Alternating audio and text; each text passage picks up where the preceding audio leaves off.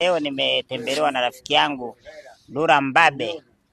Dula Mbabe yuko kambini kwa ajili ya kufanya mazoezi ya mashindano. Unapigania mkanda gani?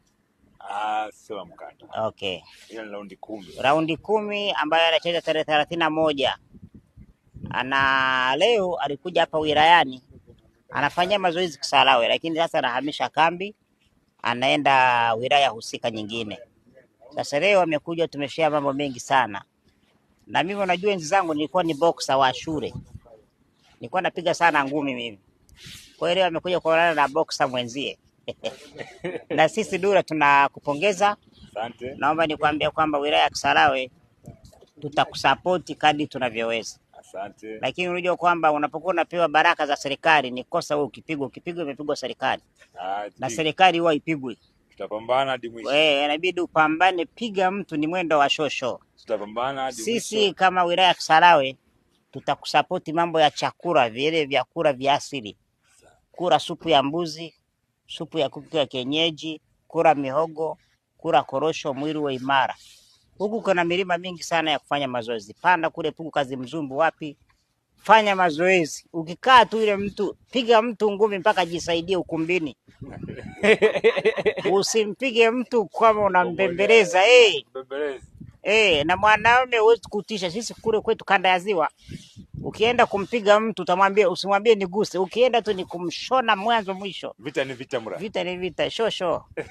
Kwa hiyo lete mbuzi tumpe Dula. Huyu mbuzi tunakupa ukale supu. Sasa kula mbuzi wetu alafu enda upigwe. Haiwezekani.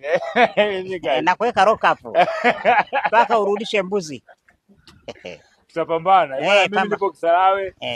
Ni wilaya niliyozaliwa. Mimi nilizaliwa Kisarawe, kijiji cha Kenge. Nipo hapa na mheshimiwa DC wetu. Mheshimiwa tuko naye. Nimekuja kuchukua baraka kwa ajili naelekea kwenye kambi tarehe 31 pale Oya au Masaki.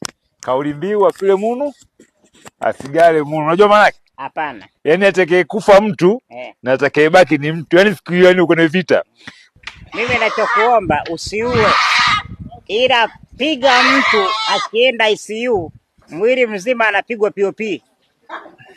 Yaani tandika mtu kweli kweli. Sijali. Kama mnaenda raundi 10 kwa kuwa watu wametoa kiingilio, sana mpeleke raundi 3 ili tuenjoy. Sawa. Na mimi hapa Kisarawe nitatoa gari 2 Costa za washangiliaji. Sawa. Lakini pale ukumbini ukipigwa lock up unarudisha pesa zote za Costa 2. Posho ya DC kulipeleka wilaya moja kwenda mkoa mwingine, na wanaweza kulala lock up wiki 2. Lakini adhabu nyingine ni kupeleka Mwanarumango kulima heka hizi 2. Sasa hivi mtu tunayemkamata ni lock up, ni shamba. Asipeleke mtu mahabusu.